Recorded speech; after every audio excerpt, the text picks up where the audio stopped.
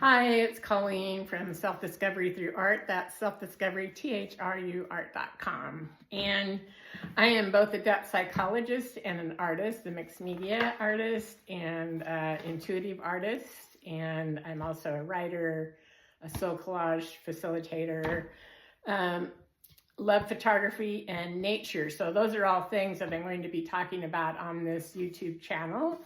But today I want to talk about part of why we avoid the creative arts is because when we go down the path of the creative arts, we're going to encounter ourselves, or ourselves, plural, because most of us we come into the world whole, but then we fragment as we go through life. When people say, oh, that's not acceptable, you can't do that, we start to fragment off of parts of ourselves, and then we feel less than whole, and we feel traumatized, and maybe we fall into addiction. We do the things that help us to cope through life. But if you're willing to come to a page or do collage or try creatively expressing yourself through the arts, magical things can happen. And I'm not saying that at times it won't be painful or bring up painful memories for you.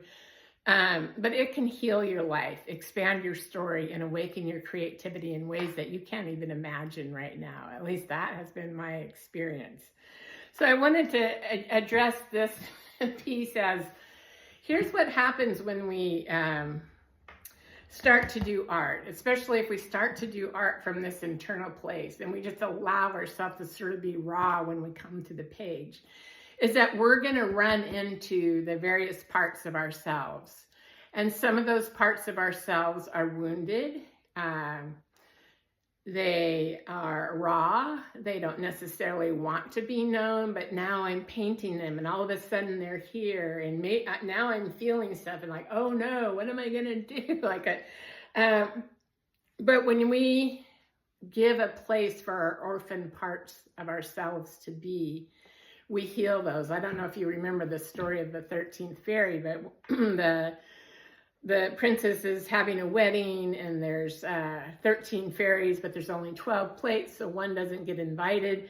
And what happens is she wreaks havoc, and she puts a spell on the princess for many, many years. And this is what happens if we deny parts of ourselves, is they don't go away. They just antagonize our lives in other ways. So if you like what I'm saying, or if any of this resonates, please follow me here and subscribe to my channel. And together, hopefully, we'll do a bunch of exercises where you learn how to do this too. Thank you.